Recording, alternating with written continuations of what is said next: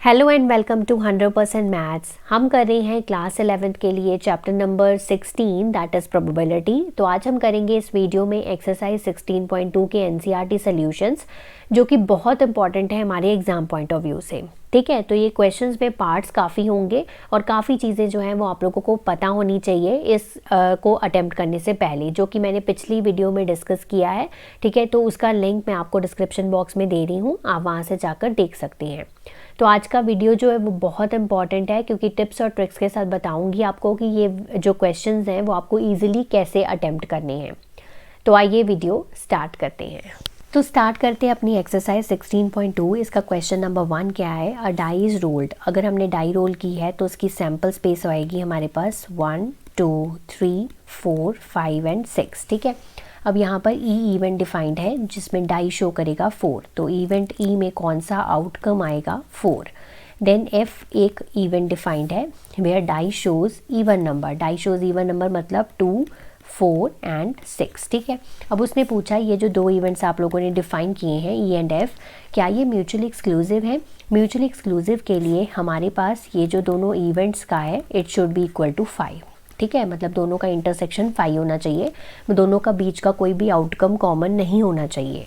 चलो तो कैलकुलेट करके देख लेते हैं। ई इंटरसेक्शन एफ यहाँ पर आ रहा है 4। ठीक है, तो आप देख सकते हो कि ये 5 के बराबर नहीं है, तो हम लिखेंगे एज ई इंटरसेक्शन एफ जो है इज़ नॉट इक्वल टू 5। ठीक है, so E and F are not mutually exclusive. ठीक है, तो हम ये लिख सकते हैं कि ये दोनों इवेंट्स जो हैं वो म्यूचुअली एक्सक्लूसिव इवेंट्स नहीं हैं। ठीक है, question number 2, a die is thrown. Die is thrown का मतलब है सैम्पल स्पेस क्या आएगी हमारे पास? 1 2 3 एंड 4 5 एंड 6। ठीक है, ये आ गई। अब फर्स्ट पार्ट ए इवेंट क्या डिफाइंड है? A number less than 7। Less than 7 तो सारे ही नंबर्स हैं, तो हमारी पूरी सैम्पल स्पेस इसमें आ जाएगी 1 2 3 4 5 6। नेक्स्ट बी इवेंट, यहाँ पर नंबर ग्रेटर देन 7, तो नंबर ग्रेटर देन 7 है यहाँ पर? नो। ठीक है, तो यहाँ पर बी 5 आएगा। यहाँ इसको हम इस तरह से ये खाली ब्रेसेस पे छोड़ सकते हैं। ठीक है, third part C is equal to, तो यहाँ पर सी इवेंट है मल्टीपल ऑफ 3, तो 3 और 6 हमारा आएगा इसमें। ठीक है, और फोर्थ आएगा डी है number less than 4। Less than 4 का मतलब हो गया 1 2 एंड 3। ठीक है, fifth even number greater than 4। Even number जो बड़ा है 4 से दो ही नंबर बड़े होते हैं 5 और 6, बट इवन की बात की गई है तो इवेंट ई में 6 आएगा। ठीक है, और लास्ट हमारा इवेंट डिफाइंड है F, a number not less than 3।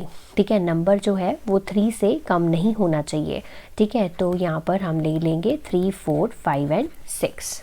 ठीक है, तो ये आ गया हमारे पास, ये एफ इवेंट में आ गया, ये इवेंट्स डिफाइन हो गए। अब उसने बोला है हमें कैलकुलेट करने के लिए ए यूनियन बी, तो ए यूनियन बी मतलब इन दोनों का यूनियन। तो ए में पूरी सैम्पल स्पेस है और बी में कोई एलिमेंट नहीं है, तो हम पूरी sample space A union B में लेंगे 1 2 3 4 5 6। ठीक है, हम यूनियन में हर चीज़ लेते हैं। ठीक है, अब जब हम इंटरसेक्शन लेते हैं, क्योंकि हम यूनियन में ए के एलिमेंट्स भी लेंगे, बी के एलिमेंट्स भी लेंगे और दोनों के एलिमेंट्स भी लेंगे। ठीक है, कॉमन एलिमेंट्स भी लेते हैं। तो ए इंटरसेक्शन बी, इंटरसेक्शन का मतलब है दोनों के कॉमन एलिमेंट, तो ए और बी में तो कुछ भी कॉमन नहीं है क्योंकि ए में सारे हैं और बी में कोई भी नहीं है। सो ए इंटरसेक्शन बी 5 आएगा। देन बी यूनियन सी आएगा हमारे पास। देखो बी में कोई एलिमेंट नहीं है और सी में 3 और 6 हैं, तो हम यहाँ पर सी के एलिमेंट्स लेंगे। बी में कुछ भी नहीं है, सी के एलिमेंट्स भी ले लिए हमने, तो बी यूनियन सी 3 6 बन गया। देन ई इंटरसेक्शन एफ, ई और एफ का इंटरसेक्शन, तो इंटरसेक्शन क्या है इनका? 6। देन डी इंटरसेक्शन ई, तो डी इंटरसेक्शन ई क्या आएगा हमारे पास? दोनों का इंटरसेक्शन कुछ भी कॉमन नहीं है, सो 5 आएगा। देन आ गया ए माइनस सी। अब वो वाले आउटकम्स लेने हैं जो बिलोंग करते हैं ए को बट नॉट टू सी। यही मतलब होता है इस चीज़ का। पिछली वीडियो में मैंने आपको अलजेब्रा ऑफ इवेंट्स करवाए थे जिसमें एक्सप्लेन किया था। तो ए माइनस सी का मतलब है जो आउटकम्स जो हैं वो ए को बिलोंग करते हैं बट नॉट टू सी। ठीक है, तो अब ए और सी का पहले हम देखो कौन कौन से कॉमन एलिमेंट हैं, 3 और 6। ठीक है, ये देखो, तो ये वाले एलिमेंट तो नहीं लेंगे हम। तो ए के एक्स्ट्रा एलिमेंट्स कौन कौन से हैं? 1 2 4 एंड 5। ठीक है, इसको मैं वेन डायग्राम के केस में इस तरह से भी एक्सप्लेन करके आपको बता सकती हूँ। लेट अस से ये मेरा ए है और ये मेरा सी है, ये ए हो गया, ये सी हो गया। ठीक है, ए और सी के जो कॉमन एलिमेंट्स हैं वो 3 और 6 ये हैं, और ए के एक्स्ट्रा एलिमेंट है 1, 2, 4 एंड 5। तो हमें ए माइनस सी के केस में ये पोर्शन लेना होता है। सो इसलिए आंसर है 1, 2, 4 एंड 5। ठीक है, नेक्स्ट आ गया हमारे पास डी माइनस ई। डी माइनस ई का मतलब है जो एलिमेंट डी में है बट ई में नहीं है। डी में कौन से एलिमेंट है 1, 2, 3, और ई में कौन से एलिमेंट है 6। ठीक है, तो हमारे पास डी में जो एलिमेंट है 6 में जो नहीं है, कॉमन तो इनमें ऑलरेडी नहीं था, तो 1, 2, 3 आंसर आ गया इसका। ठीक है, so next is F complement. F complement का मतलब है हमने एफ कॉम्प्लीमेंट लेना है with respect to sample space. तो सैम्पल स्पेस में कितने हैं 1, 2, 3, 4, 5, 6, और एफ में कितने हैं 3, 4, 5, 6। तो हमारा एफ डैश के आ जाएगा 1, 2 with respect to sample space. जो उनसे एलिमेंट एफ में नहीं है वो लिख देने हैं। ठीक है, नेक्स्ट आ गया ई इंटरसेक्शन एफ कॉम्प्लीमेंट। ई और एफ कॉम्प्लीमेंट, ई ये रहा, ठीक है, और एफ कॉम्प्लीमेंट ये रहा, इन दोनों का इंटरसेक्शन करो तो इंटरसेक्शन कुछ भी नहीं है, मतलब 5 है। ठीक है, तो ये इसका क्वेश्चन का रिक्वायर्ड आंसर है। तो नेक्स्ट क्वेश्चन है हमारा question number 3। An experiment involves rolling a pair of dice. तो rolling a pair of dice का मतलब है 2 डाइस हमने रोल करनी है। ठीक है, तो यहाँ पर ये 36 आउटकम्स होंगे, ये ऑलरेडी आप लोगों को पता है। ठीक है, recording the numbers that comes up. तो ए जो इवेंट है वो डिफाइंड है जिसमें जो सम है वो ग्रेटर होगा 8 से। ठीक है, तो कौन कौन से आउटकम्स आएंगे, तो 8 से बड़े वाले चाहिए।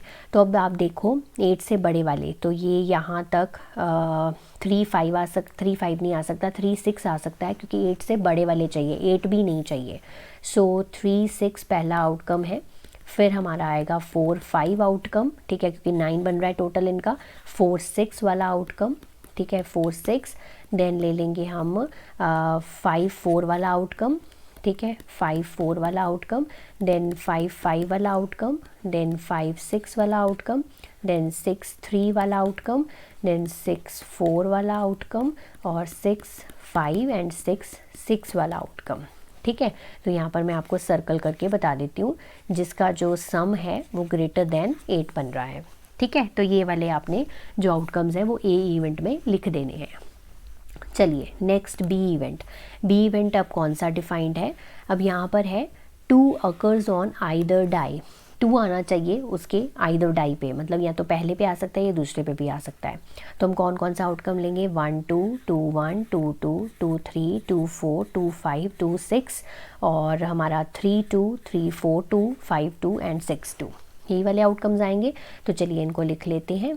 नेक्स्ट हमारा सी जो इवेंट है वो क्या है, the some is at least 7। At least 7 का मतलब होता है 7 हो सकता है। ठीक है, 7 हो सकता है, 8 हो सकता है, 9 हो सकता है, और टिल ऑन जितना भी जाता है। ठीक है, टोटल इसका 12 होता है। तो मतलब ये सारी आउटकम्स हमने लेनी है जिसमें हमारा जो सम है वो ये आ रहा है, बट साथ में उसने एक कंडीशन दी है कि ये मल्टीपल होना चाहिए 3 का। ठीक है, तो पहले यहाँ पर देख लेते हैं कि यहाँ पर जहाँ जहाँ सम जो है वो एटलीस्ट 7 कहाँ का बन रहा है। सम एटलीस्ट 7, तो 7 हो सकता है, तो ये वाला हम आउटकम्स ले लेंगे।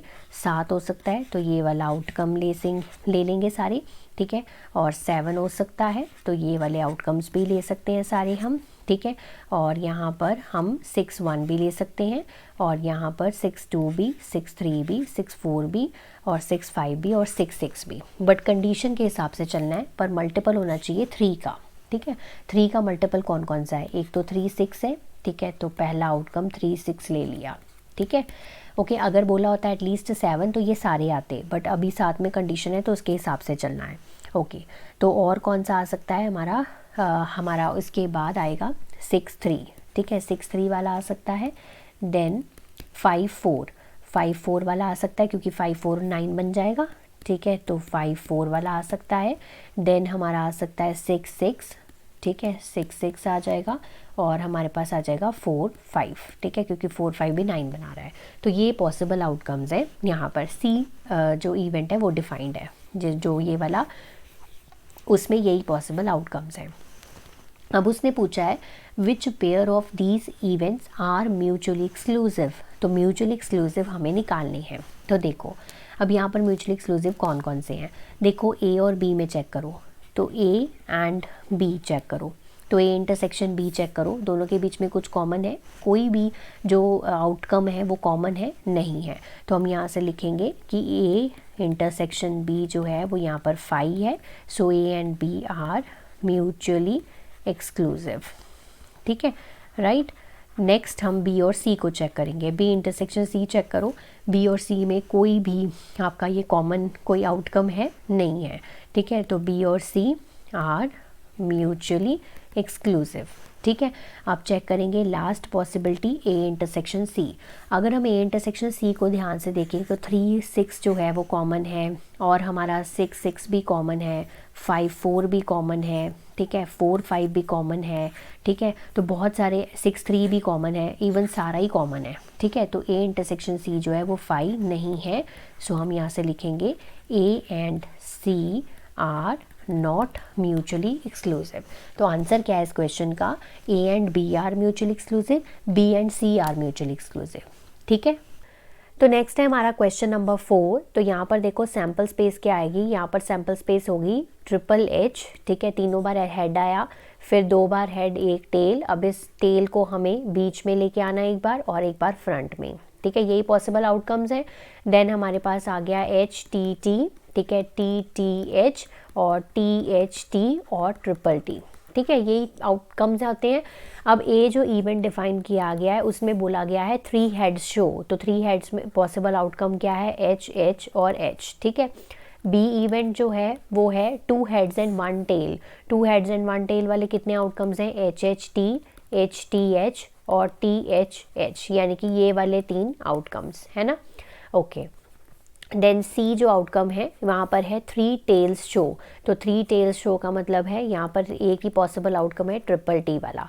और डी जो आउटकम है उसमें है a head show on the first coin. तो पहले कॉइन पे क्या है, हेड आएगा, तो उसमें पॉसिबल आउटकम ये भी हो सकता है।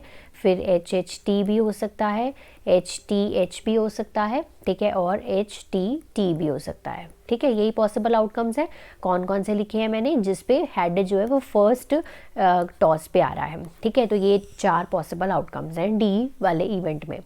अब उसने पूछा है विच इवेंट्स आर म्यूचुअली एक्सक्लूसिव।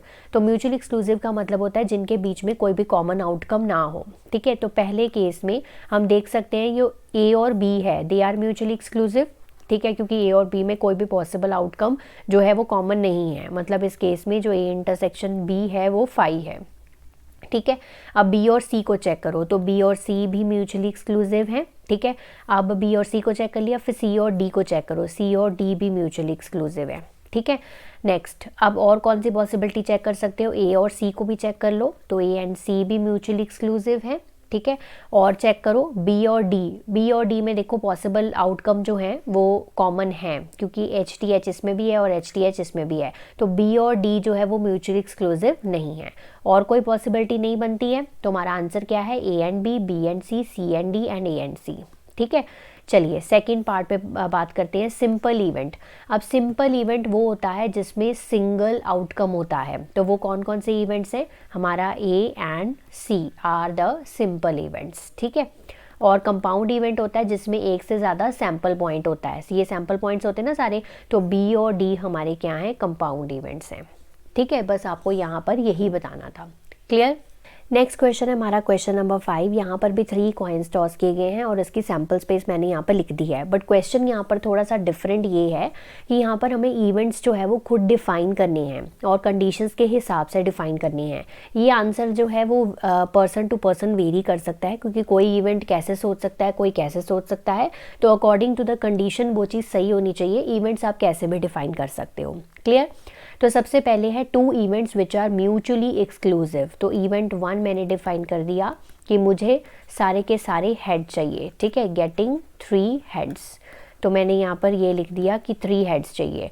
और इवेंट 2 मैंने डिफाइन कर दिया गेटिंग 3 टेल्स। ठीक है, तो पहले वाले इवेंट में क्या आउटकम आएगा, ट्रिपल एच, और दूसरे वाले में आउटकम आएगा हमारा ट्रिपल टी। तो ये म्यूचुअल एक्सक्लूसिव है क्योंकि दोनों में कोई भी कॉमन चीज़ नहीं है। ठीक है, तो ये म्यूचुअल एक्सक्लूसिव है। चलिए सेकेंड वन, अब ऐसे तीन इवेंट्स हमें डिफाइन करने हैं जो कि म्यूचुअली एक्सक्लूसिव हैं, मतलब तीनों में कोई भी हमारा कॉमन चीज़ नहीं होनी चाहिए पर एग्जॉस्टिव भी होनी चाहिए। जब हम तीनों का यूनियन करें तो वो हमारी सैम्पल स्पेस बनाए। ठीक है, तो चलो स्टार्ट करते हैं। इवेंट 1 मैंने डिफाइन कर दिया कि मुझे कोई हेड नहीं चाहिए। ठीक है, getting no head. No head के केस में यहाँ वाले इवेंट में कौन सा आएगा, ट्रिपल टी आ जाएगा। ये मैंने आपको रेफरेंस के लिए यहाँ पर लिख कर बता रही हूँ कि आउटकम कौन कौन से आएंगे। इवेंट 2 मैंने डिफाइन कर दिया कि मुझे एग्जैक्टली क्या चाहिए, 2 हेड्स चाहिए। ठीक है, या 1 हेड पहले कर लेते हैं। Getting exactly 1 head. तो 1 हेड के केस में कौन कौन सा आउटकम आ जाएगा, ये देखो HTT आ जाएगा, TTH आ जाएगा और THT आ जाएगा। एक ही हेड है ना इसमें। और इवेंट 3 मैंने डिफाइन कर दिया गेटिंग एग्जैक्टली 2 हेड्स। तो देखो तीनों इवेंट्स भी डिफरेंट हो गए और तीनों में कुछ कॉमन भी नहीं आएगा। गेटिंग एटलीस्ट, सॉरी यहाँ पर एग्जैक्टली करेंगे तो फिर ट्रिपल एच वाला हमारा आएगा नहीं। तो गेटिंग एटलीस्ट 2 हेड्स। 2 हेड्स का मतलब है 2 तो होने चाहिए, 3 भी हो सकते हैं। तो यहाँ पर आउटकम्स कौन कौन से आ जाएंगे, HHT 2 हेड्स वाले पहले लिखेंगे, फिर हमारा 3 हेड्स वाला आउटकम भी इसमें आ सकता है। ठीक है, ओके। अब देखो तीनों में कुछ भी कॉमन नहीं है तो ये म्यूचुअली एक्सक्लूसिव हुए। और एग्जॉस्टिव कैसे हुए, क्योंकि जब हम इन तीनों का यूनियन कर रहे हैं, event 1 union event 2 union event 3, तो ये हमारी सैम्पल स्पेस ही बन रही है। यही चाहिए था हमें। ठीक है, तो इस तरह से आपको ये क्वेश्चन को आंसर करना है। 3 इवेंट्स आपने खुद से इस तरह से डिफाइन करनी है। क्लियर। नेक्स्ट है हमारा third part, 2 events which are not mutually exclusive. तो म्यूचुअली एक्सक्लूसिव नहीं होना चाहिए, मतलब इन दोनों इवेंट्स में कुछ कॉमन जो है वो आउटकम हो सकता है। तो मैंने यहाँ पर 2 इवेंट्स डिफाइन किए। Getting at most 2 tails. At most का मतलब होता है 2 तो होनी चाहिए, 2 से कम भी हो सकती है, 1 भी हो सकती है, 0 भी हो सकती है। तो पूरी की पूरी सैम्पल स्पेस आ गई। ठीक है, और एग्जैक्टली 2 टेल्स वाले में ये वाले आउटकम्स आ जाएंगे, तो कॉमन आ गए। ठीक है, तो इसलिए ये वाले जो है वो म्यूचुअली एक्सक्लूसिव इवेंट्स नहीं है। Fourth part, 2 events which are mutually exclusive but not exhaustive. ठीक है, एग्जॉस्टिव मतलब कि वो सैम्पल स्पेस दोबारा नहीं बना रही हैं। तो हमने फर्स्ट इवेंट ले लिया गेटिंग एग्जैक्टली 1 हेड। ठीक है, गेटिंग एग्जैक्टली 1 हेड। तो 1 हेड वाले 3 आउटकम्स हो जाएंगे ये वाले। ठीक है, ये वाले 3 आउटकम्स हो गए। क्लियर। और जो इवेंट 2 मैंने डिफाइन किया गेटिंग एग्जैक्टली 2 हेड्स, तो 2 हेड्स वाला जो हो जाएगा वो ये वाले आउटकम हो जाएंगे। ठीक है, तो ये वाले आउटकम 2 रह जाएंगे। तो देखो एग्जॉस्टिव तो नहीं बना और ये म्यूचुअली एक्सक्लूसिव भी है। ठीक है, क्योंकि दोनों में कुछ कॉमन नहीं आएगा और ये एग्जॉस्टिव नहीं बनेगा, मतलब हमारी पूरी सैम्पल स्पेस नहीं बना रहा है। क्लियर। नेक्स्ट हमारा लास्ट आ गया हमारा 5th पार्ट। यहाँ पर हमें 3 इवेंट्स डिफाइन करने हैं जो कि म्यूचुअली एक्सक्लूसिव तो हैं। म्यूचुअली एक्सक्लूसिव का मतलब है इन तीनों में कुछ भी कॉमन नहीं होना चाहिए और एग्जॉस्टिव नहीं होने चाहिए। ठीक है, एग्जॉस्टिव नहीं होनी चाहिए मतलब इनको कंबाइन करके, इनका यूनियन करके हमारा सैम्पल स्पेस नहीं बनना चाहिए।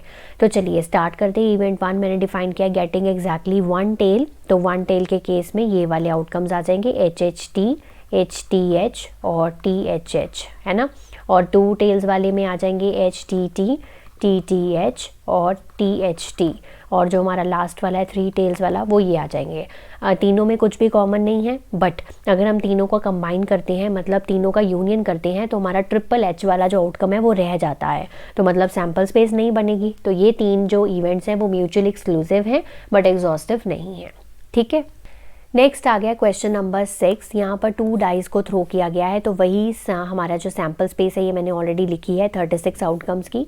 तो इवेंट्स यहाँ पर डिफाइंड हैं। ठीक है, बहुत बड़े बड़े थे ये इनके आउटकम्स, तो मैंने पहले ही यहाँ पर लिख कर रखे हैं।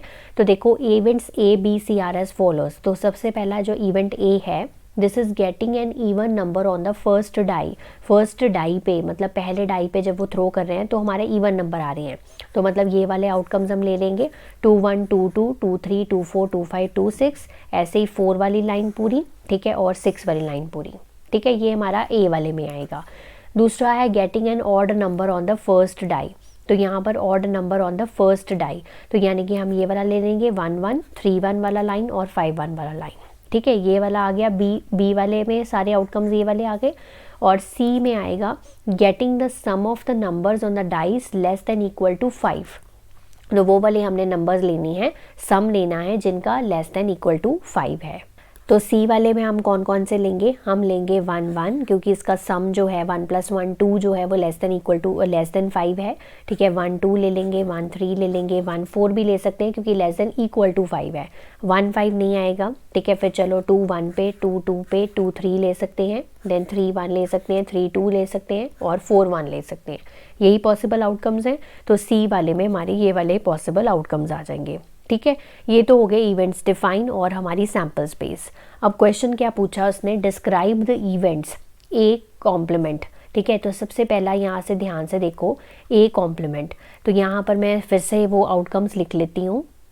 तो ए कॉम्प्लीमेंट क्या आएगा, हमारी सैम्पल स्पेस में 36 आउटकम्स हैं। अब ए कॉम्प्लीमेंट में वो वाले हमारे आउटकम्स आएंगे जो हमारे कहाँ पर नहीं है, हमारे ए में नहीं है। तो ए में क्या नहीं है, जो बी में है, ठीक है। तो हम लिख सकते हैं ए कॉम्प्लीमेंट जो वो पी के इक्वल है, बिल्कुल, ठीक है। यहाँ आप ये वाला आंसर भी लिख सकते हो, यही आंसर आएगा आपका 1 1 1 2 1 3 1 4 1 5 1 6, ऐसे 3 1 3 2 3 3, क्योंकि हमने with respect to sample space check करना होता है, ठीक है। तो जो हमारे पास ए में अवेलेबल नहीं है वो हम ए कॉम्प्लीमेंट में लिख सकते हैं, ठीक है। दूसरा आ गया हमारे पास नॉट बी का मतलब हो गया बी कॉम्प्लीमेंट। देखो बी कॉम्प्लीमेंट किसके बराबर होगा, ए के बराबर होगा, क्योंकि जो बी में नहीं है वो हम हमारे ए में है, with respect to sample space check करना है, ठीक है। तीसरे पार्ट का आंसर है ए और बी। तो ए और बी, अगर हम ए और बी मतलब ए यूनियन बी करते हैं तो ये क्या बना रहे हैं, सैम्पल स्पेस बना रहे हैं जो हमारी 36 आउटकम्स वाली होगी, ठीक है। इस तरह से आंसर लिख सकते हैं। अब ए एंड बी, अगर ए एंड बी करते हैं तो दोनों में कुछ भी कॉमन नहीं है, तो ए इंटरसेक्शन बी जो है वो 5 है, ठीक है। नेक्स्ट 5th पार्ट इसका A but not C. A but not C का मतलब हो गया ए माइनस सी। तो जो एलिमेंट्स हमारे ए में हैं but they does not belong to C, तो यहाँ पर हम ये इसकी लिखेंगे। तो ए में एक्स्ट्रा वाले कौन कौन से हैं, सी वाले के कॉमन वाले हम निकाल देते हैं। तो हम 2 1 को नहीं ले सकते, 2 2 को नहीं ले सकते, 2 3 को नहीं ले सकते, और हम कौन सा नहीं ले सकते, और हम 4 1 नहीं ले सकते। बाकी सारे जो हैं वो हम ले पाएंगे। तो हम यहाँ पर लिखेंगे 2 4 2 5 2 6 आंसर है। तो दूसरी लाइन में 4 2 4 3 4 4 4 5, ठीक है। इनके बीच में आप कॉमास डाल लीजिएगा, और 6 1 6 2 6 3, ठीक है, 6 4 6 5 एंड 6 6, ठीक है। ये आंसर है ए माइनस सी का, ठीक है। नेक्स्ट आ गया हमारे पास 6th पार्ट इसका बी और सी, ठीक है। तो बी और सी का मतलब है बी यूनियन सी, ठीक है। बी यूनियन सी, बी और सी का यूनियन। तो चलिए स्टार्ट करते हैं, इसको लिखते हैं। तो ये मैंने बी यूनियन सी लिख दिया, बी के भी एलिमेंट्स लिख दिए और सी के भी एलिमेंट्स जो कॉमन थे वो एक बार लिख दिए, ठीक है। तो ये इस क्वेश्चन का रिक्वायर्ड आंसर है। हमारा 7th पार्ट बी एंड सी। तो बी एंड सी का मतलब हो गया बी इंटरसेक्शन सी, ठीक है। बी और सी में कॉमन एलिमेंट कौन कौन से है, 1 1 1 2 1 3 1 4, देन 2 1 वाला है ही नहीं, और यहाँ पर है 3 1 और 3 2, ठीक है। ये वाले कॉमन एलिमेंट्स हैं। तो हम यहाँ पर लिख सकते हैं 1 1 1 2, ठीक है, 1 3 एंड 1 4, और फिर आएगा 3 1 एंड 3 2, ठीक है। ये कॉमन एलिमेंट्स हैं बी और सी में, ठीक है। ये हो गया हमारा 7th पार्ट का आंसर। देन आ गया हमारे पास 8th पार्ट। 8th पार्ट है हमारे पास ए इंटरसेक्शन बी कॉम्प्लीमेंट और इंटरसेक्शन सी कॉम्प्लीमेंट। जो बी हमारा कॉम्प्लीमेंट था वो क्या था, बी कॉम्प्लीमेंट ए के बराबर, और सी कॉम्प्लीमेंट भी हमने निकाला था, सी कॉम्प्लीमेंट नहीं निकाला हमने, तो सी कॉम्प्लीमेंट हम निकाल लेते हैं। तो सी कॉम्प्लीमेंट हमारे पास आएगा C complement with respect to sample space. तो सैम्पल स्पेस में हमारे पास कौन कौन से एक्स्ट्रा एलिमेंट्स हैं, मतलब 1 1 1 2 1 3 1 4 है, यहाँ पे 1 5 1 6 आ जाएगा, देन 2 4 आ जाएगा, 2 5 आ जाएगा, 2 6 आ जाएगा, देन 3 1 3 2 ऑलरेडी है, सो 3 3 आ जाएगा, सो 3 4 आ जाएगा, सो 3 5 आ जाएगा, सो 3 6 आ जाएगा, 4 1 ऑलरेडी है, सो 4 2 आ जाएगा, 4 3, ऐसे ही 4 4 4 5 और 4 6, और नीचे वाली जो लाइंस हैं वो पूरी आएंगी 5 1 से लेके 5 6 तक, और 6 1 से लेके 6 6 तक, ठीक है। आई होप आपको ये समझ आ गया, ठीक है। अब इन तीनों का इंटरसेक्शन करना है। बेसिकली हम कर रहे हैं ए इंटरसेक्शन सी कॉम्प्लीमेंट, यही कर रहे हैं हम, ठीक है। तो हम सीधा ये भी कर सकते हैं ए इंटरसेक्शन सी कॉम्प्लीमेंट, ठीक है। अब ए और ये जो सी कॉम्प्लीमेंट हमने निकाला है, इन दोनों का इंटरसेक्शन करना है। तो इंटरसेक्शन में हमारे पास आएगा, देखो कॉमन एलिमेंट 2 4 2 5 2 6, ठीक है। तो ये लिखेंगे 2 4 2 5 2 6, ठीक है। और कौन कौन से कॉमन एलिमेंट है, 4 1 को छोड़ के बाकी सारे आएंगे, ठीक है। सो 4 1 को छोड़ के बाकी सारे आएंगे, यानी कि 4 2 4 3 4 4 4 5 एंड 4 6, ठीक है। ये भी हो गया। और जो लास्ट वाली लाइन है वो पूरी आएगी 6 1 से लेके 6 6 तक। इसको आप कंप्लीट करके लिख लीजिएगा, ठीक है। तो ये हमारा इस क्वेश्चन का रिक्वायर्ड आंसर है। नेक्स्ट है क्वेश्चन नंबर 7, हमारा लास्ट क्वेश्चन इस एक्सरसाइज का। Refer to question number 6 above, state true and false, ठीक है। तो हमें ऊपर वाला क्वेश्चन को रेफर करना है, तो जिसकी हम सैम्पल स्पेस ऑलरेडी यूज़ करेंगे और इवेंट्स भी यूज़ करेंगे। Give reason for your answer. तो सबसे पहला है A and B are mutually exclusive, ठीक है। तो पहला पार्ट का आंसर है येस, ठीक है, क्योंकि जो ए इंटरसेक्शन फाई है यहाँ पर, वो यहाँ पर फाई है, ठीक है। तो इवेंट्स म्यूचुअली एक्सक्लूसिव है।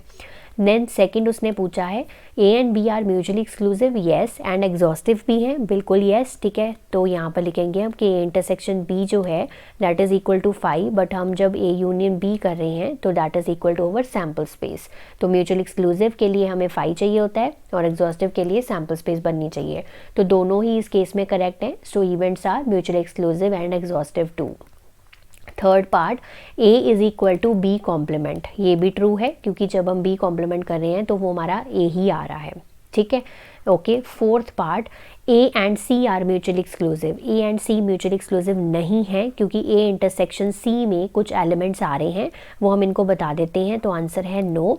तो A इंटरसेक्शन C में कौन कौन से एलिमेंट्स आ रहे हैं, सो हम यहाँ पर लिख देते हैं कि 2 1 2 2 आ रहा है, 2 3 आ रहा है और हमारा आ रहा है 4 1, ठीक है। ये चार एलिमेंट्स जो आउटकम्स जो हैं वो कॉमन है।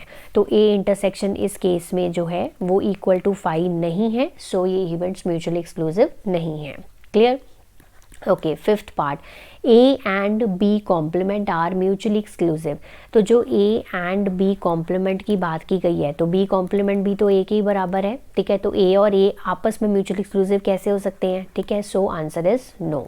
तो लास्ट पार्ट है हमारा सिक्स्थ पार्ट, यहाँ पर है A complement B complement C are mutually exclusive and exhaustive. तो यहाँ देखो ए कॉम्प्लीमेंट जो है वो बी के बराबर है, बी कॉम्प्लीमेंट जो है ए के बराबर है। कहने का मतलब ये है कि ए बी सी जो है वो क्या म्यूचुअली एक्सक्लूसिव है, नहीं, ठीक है, क्योंकि ए और सी में कुछ कॉमन एलिमेंट्स हैं।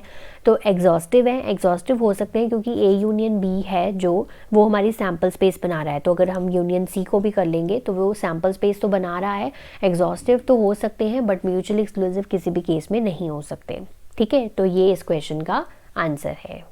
सो आई होप आज की वीडियो के क्वेश्चंस आपको अच्छे से क्लियर हो गए हैं। इनको अच्छे से प्रैक्टिस करिए, रिवाइज करिए। नेक्स्ट वीडियो में हम करेंगे एक्सियोमेट्रिक अप्रोच टू प्रोबेबिलिटी, ठीक है, जो कि बहुत इंपॉर्टेंट है क्लास +1 के लिए। तो तब तक आप इसको प्रैक्टिस करिए, रिवाइज करिए। Have a nice day to all of you.